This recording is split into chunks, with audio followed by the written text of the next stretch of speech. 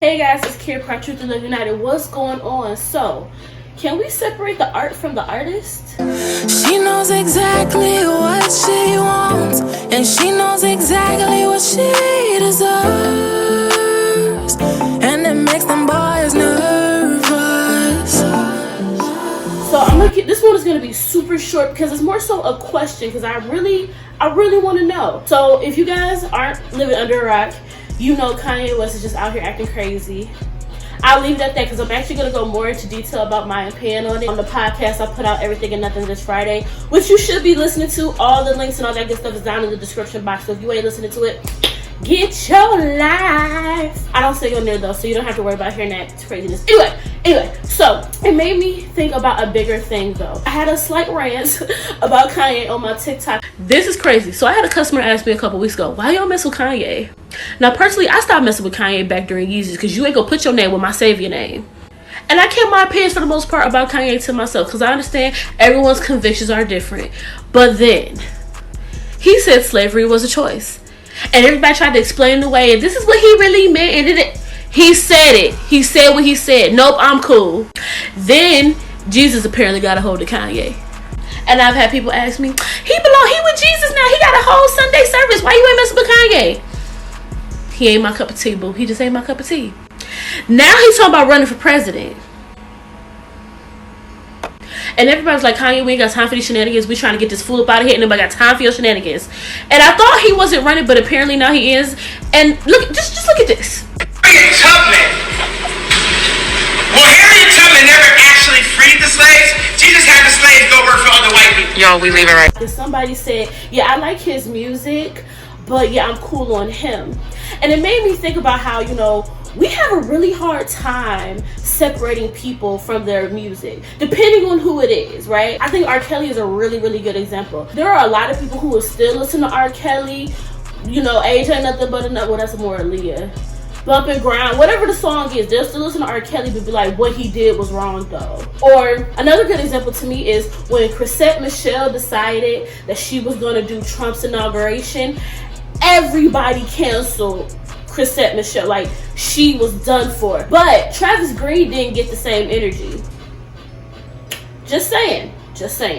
So it makes me wonder, what is it about certain artists that we're willing to separate their music from their art? We're willing to accept the foolery that they do, or we separate them from their foolery, right? With the Chrisette Michele situation, for example, we all know, if you listen to her reasoning, she had really good reasons why she thought it was a good idea to do that, even though we all told her it wasn't. She had really good ideas or thoughts that she thought it would be helpful. It wasn't, and she didn't even get what she thought she was going to get out of it, and then she lost her career essentially. I'm not gonna lie, I definitely was one of those people who stopped listening to Chrisette Michele, but I also stopped listening to Travis Green, and I find it very interesting how many Christians specifically were like, yeah, we not messing with Chrisette, but y'all still was blessed and he made a way. But anyway, I just have a question. This is more so just a question for you guys. Do you have a hard time separating people from their art? Do you have a hard, like R. Kelly or any other person that has received, so Michael Jackson I think is another good one. I personally, that's another video for another day, child. We ain't gonna mess with that. Do we still have a hard time separating people from their music? I think hip-hop is another really good example. I'm a huge Biggie fan, but Biggie was misogynist and colorist. And I mean, if we're keeping it a bug, most rappers nowadays are, right? You know, 50 Cent just got in trouble. Not got in trouble, but got called out for talking about dark-skinned girls. Like, we already know there's these pockets of just misogyny. Well, not even pockets. We all know that misogyny and colorism runs rampant in our community, especially when it comes to our entertainment and our musicians. But we still, for the most part, don't hold them accountable in the way that I think we should, frankly. So I would just love to hear your guys' opinion on it. Do you separate the art from the artist? Do you still support certain artists' music, but you just don't like them as people?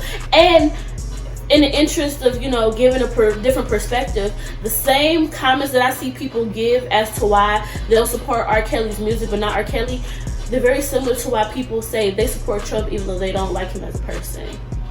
Just saying. Just throwing it out there for somebody to catch. Like I said, this one's going to be super short. I would love for us to have a conversation down in the comments, because I really just want to know, what are your guys' thoughts on this? Because I find it very interesting how we operate, and I definitely think it's something as a community we should discuss, because I think it's something that needs to change. Thank you so much for all your guys' support. I don't know if you guys are aware if you're watching this video, but last week I launched my t-shirt line. Last week's video talks about it. I'll also post pictures of the shirts here so you can see what they are. Go to my website, truthandloveunited.com. If you have not picked up your shirt yet, all that good stuff is going to be, all the links and all that is going to be down in the description box. Also, like I said, make sure you listen to my podcast, Everything and Nothing, that I do with my friend Jonathan. And we release a new episode every Friday. We are on all major podcast platforms. We're on Apple Podcasts, we're on Spotify, we're on Anchor. I think there's a few more too. He knows better than I do. But make sure you go ahead and subscribe, and make sure you go ahead and listen. Over there we talk a lot about just like current events and stuff like that that's going on. Also have days of the week and all that good stuff. So if you just want to see a little bit more of a hair down version of me, definitely go over there and listen to that. Make sure you also follow me on all my socials.